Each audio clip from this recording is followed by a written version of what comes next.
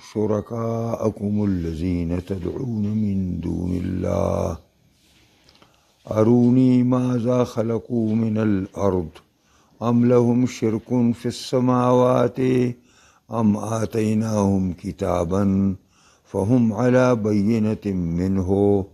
بل إن يعد الظالمون بعضهم بعضا إلا غرورا إن الله يمسك السماوات والأرض أن تزولا ولئن زالتا إن أمسكهما من أحد من بعده إنه كان حليما غفورا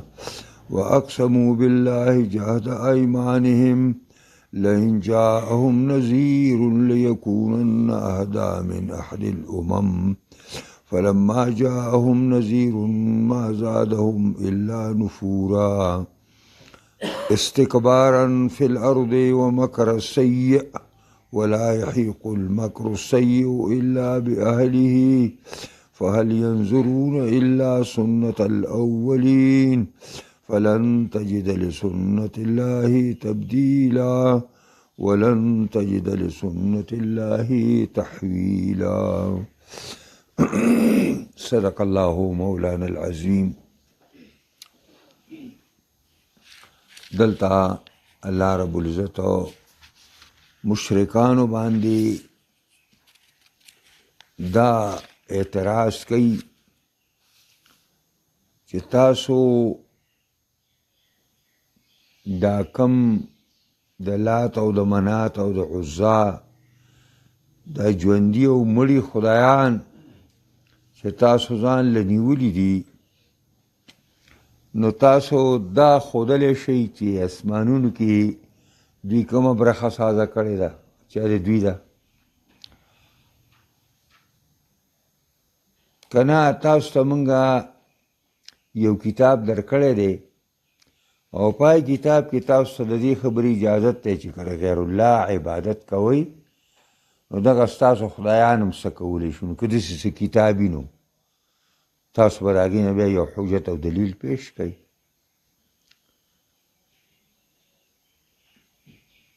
دا پته ولګېده چې نه د دې د خدایانو څه برخه په اسمانونو او په ځمکو کې شته او نه دوی سره داسې څه کتاب شته دی چې په هغې کې آسماني کتاب چې دی کې ورته دا ویلي چې او دلته ستاسو دا معبودان هم څه کار کوي. یعنې معنا دا ده چې نه ورسره دلیل عقلي شته او نه ورسره دلیل نقلي شته بلکې صرف او صرف خبره دا ده چې ظالمان بعضو سره ظالمان بعضې دوکه کوي لکه مشران ظالمان کشران ظالمان دوکه کوي او په دوکه کې یې اچولی دي او ورته وایي چې هؤلاء شفعاؤنا عند الله دا معبودان دي موږ د دې عبادت دا نه کوو داسې خدایان نه دي خدا الله تعالی ته زمونږ او ستاسو سپارش وکوي. بل ځای قرآن کې وایي وما نعبدهم الا ليقربونا الى الله زلفا موږ د دې غیر الله عبادت د دې لپاره نه کوو چې دا څه مستقل خدایان دي دا موږ الله تعالی ته نږدې کوي دا الله تعالی ته وسیله ده. د دې وجې نه ډېر داسې خلک شته د مولیانو په شکل کې به تاسو ته ملاویږي او د جنت دعوې به کوي بلکې ځان به د جنت ټیکهداران شماري او هغې وایي چې په ذواتو فاضلو باندې هم وسیله نیولی کېږي حالانکې په ذواتو فاضلو باندې وسیله نیول او دا د بت پرستو چې بوتانو باندې کوم وسیله راکول دا دواړه وسیلې شرکي دي. وسیله شرعیه دا ده چې خپل ایمان او عمل صالح راوالی او الله ته وسیله کې چې الله ستا دپاره مې دا ټوټه پوټه عبادت کړی دی دې وجې نه زما عمل قبول کا یا الله ستا د اسماء حسنو په خاطر زما دا کار وکړه ستا د اسم اعظم په خاطر زما دا کار وکړه دا الله نومونه راواله او هغه الله تعالی ته وسیله که خپل اعمال نیک راواله او دا وسیله که چې تاسو کله احادیث وایي بیا به تاسو ته راشي چې خلکو چې کله راګیر شوی دی نو هغوی خپل اعمال پیش کړي دي الله تعالی ته چې په ژوند کې کم نیک عملو هغې پیش کړی دی والله په هغه عمل باندې اخلاص کړي لکه مشهوره خبره ده هغه 3 کسان دي او د شپې دپاره یا د باران نه د پناه دپاره غار ته ننوتي دي او د غار خوله پې بنده شوه کاڼې راولوېده او خوله بنده شوه یو خپل نیک عمل پیش کړ یو بل ته یې ویلي چې څه په ژوند کې هم د الله دپاره کړي د الله دپاره پیش کوي الله ته وسیله کوي الله به موږ دین خلاص کړي یو خپل نیک عمل پیش کړ بل هم خپل نیک عمل پیش کړ یو چې خپل نیک عمل پیش کړ نو کاڼې وښوېده رڼا وشوه خو لار نه کېږي چې بل خپل عمل پیش کړ نو کاڼې ښه وښوېده چې درېم خپل عمل پیش کړ نو کاڼې ورغړېد او دوی راووتل وګورئ بخاري حدیث دی دا وسیله په دې نیولې وه که هغه زمانه کې دا ویل چې دغه دی پلانې بابا دی او پلانې بابا دی او پلانې بابا دی او اکابرین پلانیان دي او اکابرین پلانیان دي اکابرین یې راغوښتي خو خپل عمل یې پیش کړی موږ ته یې دي وښایي دا کله قل اوایا پیغمبرام ارأیتم اخبرونی د دې ارأیتم تاسو نه ګورئ لفظي ترجمه دا ده خو دې مطلب دا دی چې ته یو شي ته وګورې نو خبر به ترې ورکې که نه چې تا ورته نه کتلي نو خبر به څنګه ورکې نو دا ترجمه باللازم دی ته وایي وایا ارأیتم اخبرونی مال خبر راکئ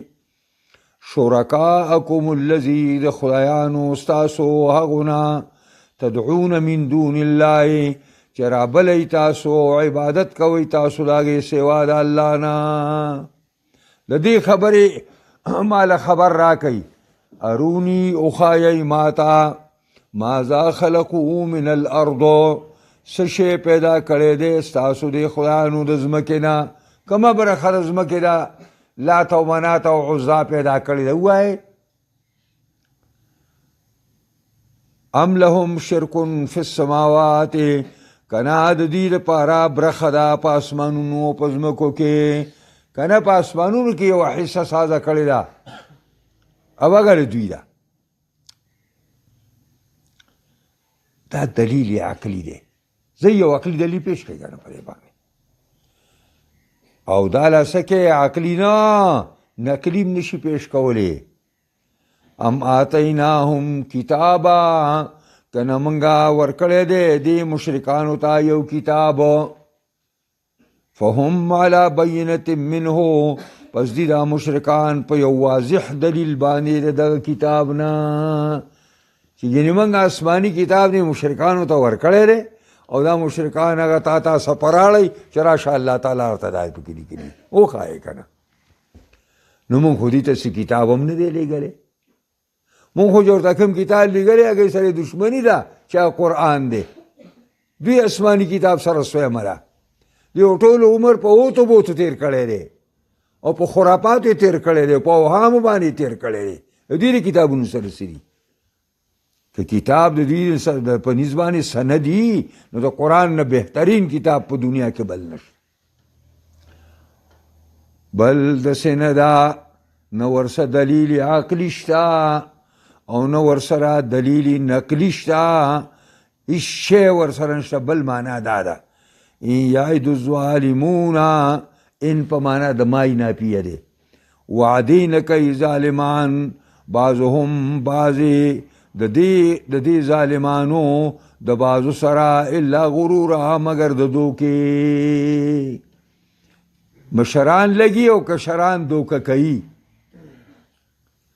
او دوکه دا ده چې وما نعبدهم الا لیقربونا الی الله زلفا او دا وهؤلاء شفعاؤنا عند الله دا هغه دوکه وله ورکوي ان الله يمسك السماوات والارض یقینا الله بند کړی دی اسمانونو او ځمکو لره د څه شي نه بند کړی دی ان تزولا د دې نه چې د ځمکې او اسمانونه د خپل ځای نه لرې شي زایله کېدل لرې کېدل ورته ویلی دا اسمانونه او ځمکې الله د خپل قدرت په لاس باندې بندي کړي دي په خپل خپل ځای اسمان په خپل محور کې ګرځي او ځمکه په خپل محور کې ګرځي او دا د دې نه ذره بر یو خوا بل خوا کېدی نشي او ولئن زالتا فرض کا که د ځمکې او اسمانونه د خپل ځای نه روان شي او راغورځېږي نو ان امسکهما من احد بعده نشي بندولی دې دواړو لره یو تن رستو د الله نه دا علم په معنا د ماینافیه دی ما امسکهما نشي بندولی اسمانونو او ځمکو لره من احد یو تن من بعده پس د الله نه داسې کوجا نشته بیا چې دا دونه لوی اسمان راټینګ کي او دې ته ستنې ډېرې زر شابه زر زر ورته ولګوئ او یا ځمکه راټینګه کړي او پړي پکې واچوي چې دا لاندې لاړه نه شي داسې څوک شته نو بیا چې دا دومره وضاحتونه او انبیا راله او پیغمبران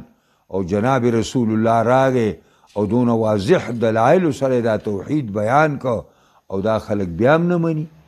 او بیا هم د لات او د منات نه تاویږي دا دنیا الله درهم برهم کوي ولې نه چې سره دنیا ورانه کی داغی جواب انه کان حلیما یقینا دے اللہ بردبار اللہ صبر کوي الله صبر کوي الله مهلت ور کوي خو چې کله اونیسی بیا یې نه پرېږدي حدیث کې راځي ان الله لیملی للظالم الله ظالم ته مهلت ور کوي اذا اخذه لم یفلته کله چې اونیسی بیا یې نه پرېږدي نو حلیم دی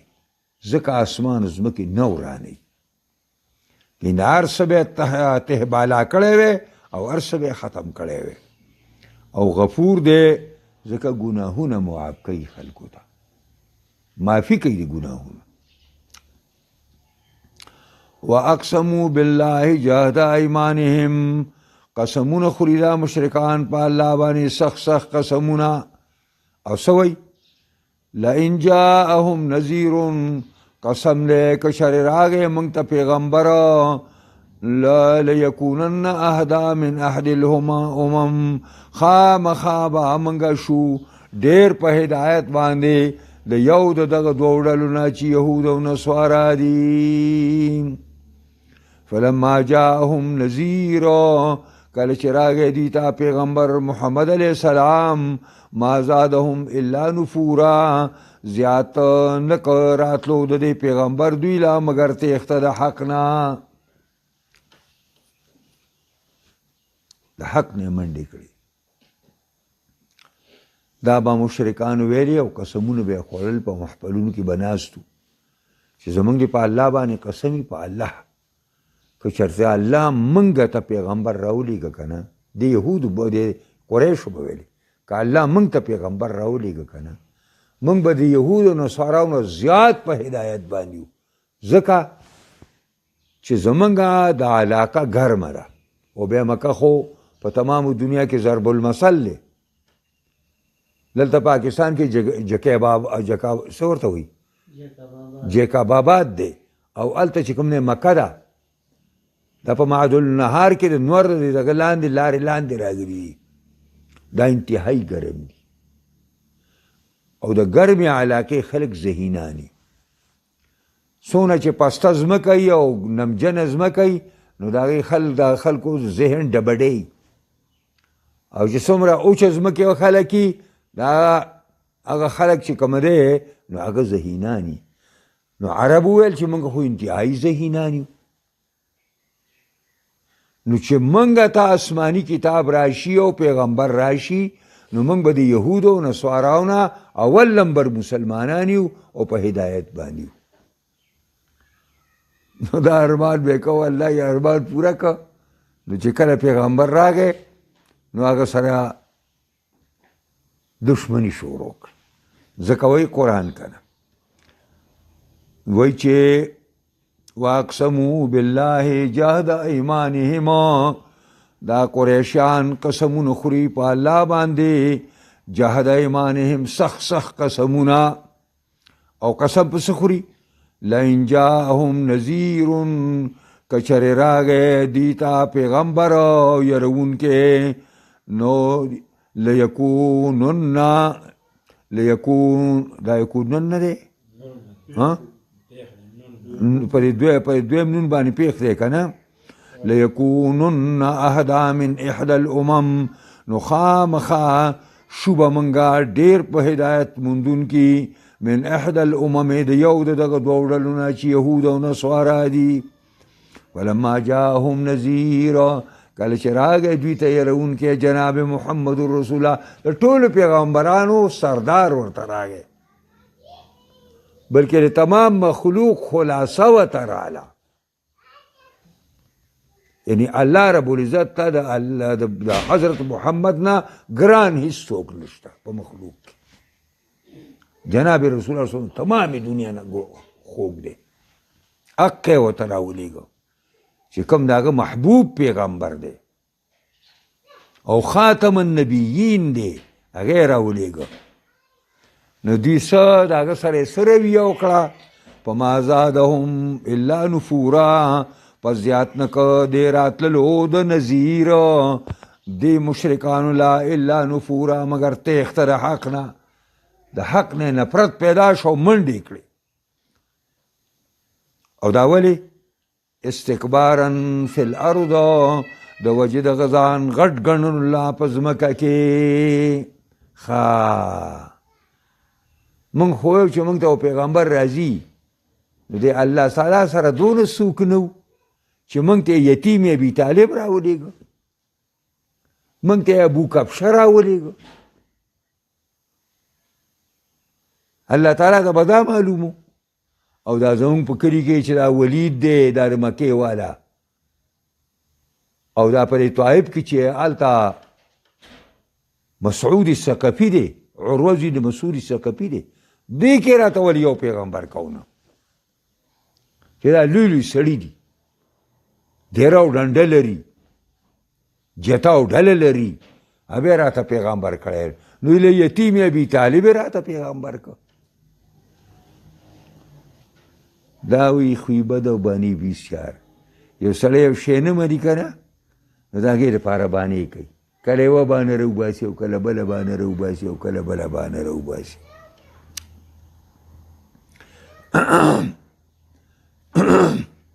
نو او ومکر سیء، او دا د دې وجې نه چې دوی ناکاره تدبیرونه کوي، ناکاره تدبیرونه کوي دوی. ولا يحيق المكر السيء، او نه نازلیږي او نه لازمیږي ناکاره تدبیرونه الا باهله، مگر په هغه چا چې څوک ناکاره تدبیرونه کوي. چې څوک ناکاره منصوبې سازوي، الله دا ناکاره سازونکي د منصوبو دغه منصوبو شکار کوي الله پاک. نو دوی نه دا دوه خبرې شوې، یو دوی ډېر ځان غټ وګاڼه، او دویم دا دی چې ناکاره تدبیرونه د اسلام خلاف، د پیغمبر اسلام خلاف، د مؤمنانو خلاف کول. اوس هم کفار دقسې دي، خو مسلمانان سربراهان زمونږ جاهلان دي، د خپل دین نه خبر نه دي، د خپل دین نه. زمونږ یو هغه وزیر اعظم د پاکستان مردان ته راغلی یو نواب مړو، نو هغې جنازې ته تلل، نو بس په لاره باندې روانو، نو مفتي صاحب هغه زمانه کې وزیر اعلی نو هغه ورسو، نو هغه بټو نوم یې هغه و. هغه ویلې چې دغه دی دا مفتي صاحب دې لپاره اودس نشته که نه. هغه ویل تیموم و نو هغه دغه هیله کوله پتلونه. هغه ویل نه دې ته حاجت نشته استنجا پکې نشته دی. زمونږ وزیر اعظم دې نه خبر نه دی چې په تیموم کې استنجا نشته دی. دا افسوس خبره ده که دقسې یوازې هغه لاندې دا څونه اسلامي سربراهان چې دي دا ټول الف ته ډانګې وي. اسلام په باره کې خبره کوم. اډمیکاري کې خو به مخکې رواني کې څه شک نشته خو د اسلام په باره کې الف ته ډانګې وي.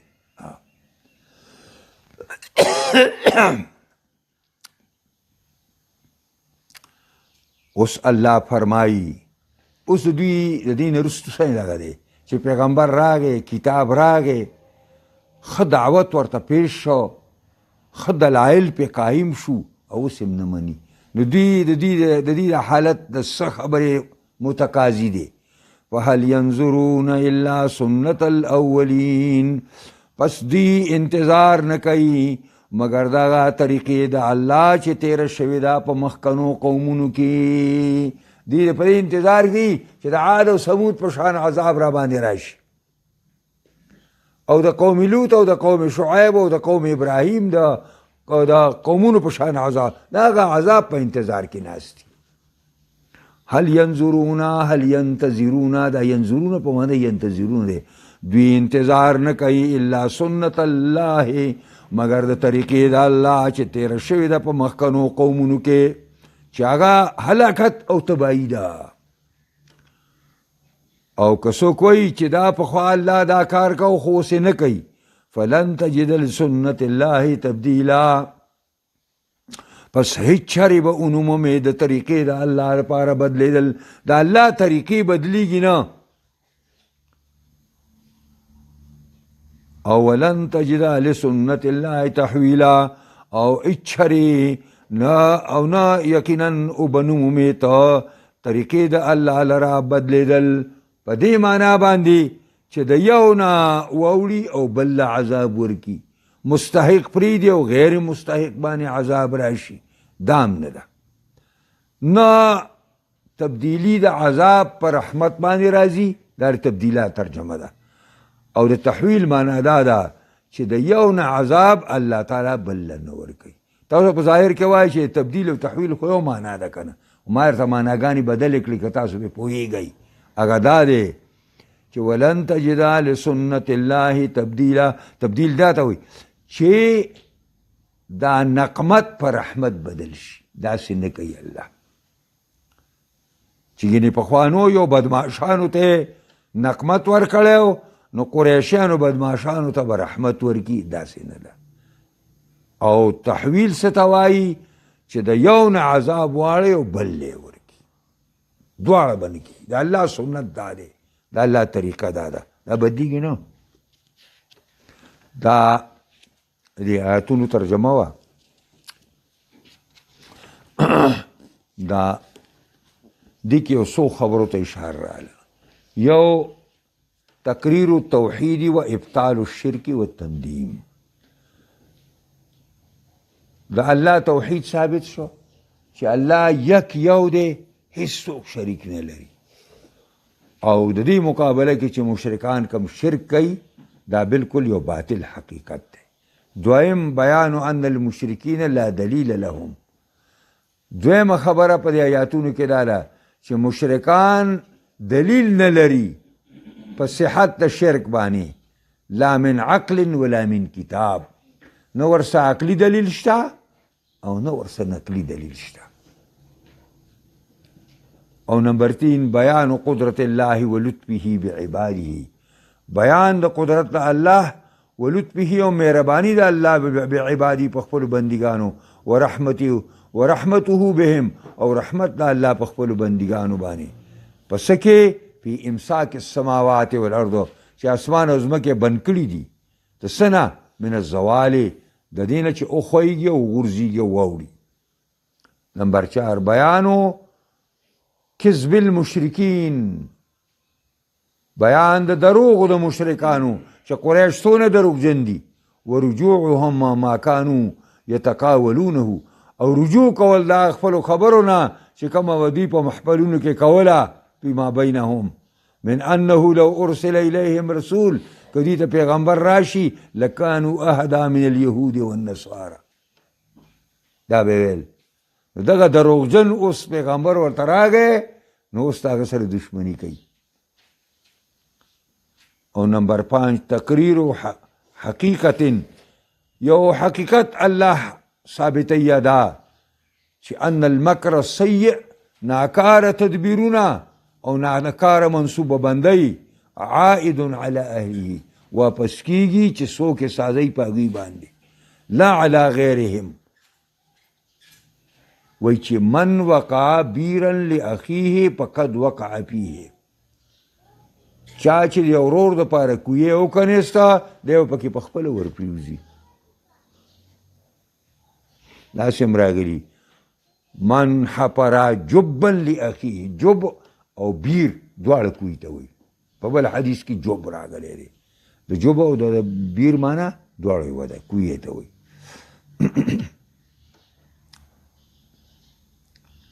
نو دا د قرآن دا دغه دی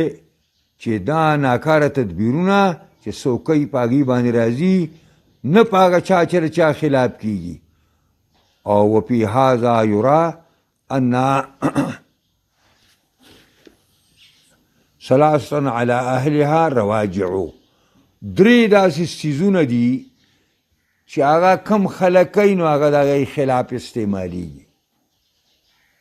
یو المکر السیء، ناکاره تدبیرونه هغه خلکو ته ضرر رسوي چې چا دا تدبیرونه کړي دي. نمبر 1. نمبر والبغیو، او دارنګې سرکشي چې د حق نه سړی سر وباسي، دا هم په هغه سړي باندې راځي چې چا کړې ده. او نقص بل وعده ماتول، چې چا وعدې ماتې کړې نو هغه د هغې هغه ضرر به عمده ته رسېږي. لقوله تعالی انما بغیکم علی انفسکم، ستاسو بغاوت د دې وبال ستاسو په نفسونو دی. وقوله ومن نکث فانما ینکث علی نفسه، چا چې وعده ماته کړه د دې ماتولو هغه ضرر هم د ده په نفس باندې وي. او قرآن بل ځای وایي ولا یحیق المکر السیء الا باهله. دا درې شیونه دي چې دا سړی کوي، دا خود به خود داسې ده لکه ځان له په خپله کویې کني او ځان په خپله د کمر نه غورځوي. دقسې مثال دی. الله دې موږ او تاسو په قرآن عظیم الشان کتاب پوهې کړي او دې سره سره دې الله موږ له په دې باندې عمل کولو توفیق راکړي. دعا وکړئ چې الله زموږ دې ملک باندې رحم وکړي. تمام اسلامي ملکونه الله تعالی په دې کې د شریعت نظام راولي او دا د کفر نظام د ټولو نه الله تعالی ختم کړي، او خاص کر پاکستان الله د اسلام په رنګ کې رنګ کړي، د شریعت په رنګ کې رنګ کړي. دلته نظام محمدي الله راولي او دا کفري نظام، د انګریزانو نظام، دا د سودخورۍ نظام، دا د بېدینۍ نظام، دا د فحاشۍ او عریانۍ نظام، دا د بربنډتوب نظام، دا د کفارو د غلامۍ نظام، الله موږ د دین خلاص کړي. الله موږ د دین خلاص کړي. دلته اسلامي نظام، محمدي نظام الله راولي او زمونږ د ملک په هغې باندې ګلزار کړي، زمونږ د ملک ته په هغې باندې امن ورکړي، زمونږ د ملک ته په هغې باندې ترقي ورکړي او زمونږ د ملک له په هغې باندې استحکام ورکړي. یا الله زمونږ ټولو په حالت باندې رحم وکړي. خاتمه زمونږ د ټولو په ایمان کې د فلسطین د مسلمانانو خاص کر د غزا د مظلومانو لپاره دعا وکړي چې الله رب العزت امریکا او اسرائیل الله تعالی د مخ د ځمکې نه هټاو کړي او الله پې هغه عذاب راولي کوم چې په عاد او په ثمود باندې راغلی دی، او د دې مظلومانو بدل او انتقام دې الله والي. او دا مظلومان دی الله خپل غیبي طاقت سره د کفارو نه خلاص کړي. اسلامي سربراهانو کې هېڅ جس نه دي پاتې شوي. الله دې کې ایمان غیرت ایمانی پیدا کړي، کنه الله دې مسلمانانو د ټولو نه هټاو کړي. الله دې موږ دوی نه بیا خلاص کړي. اللهم ربنا آتنا فی الدنیا حسنه وفي الآخرة حسنه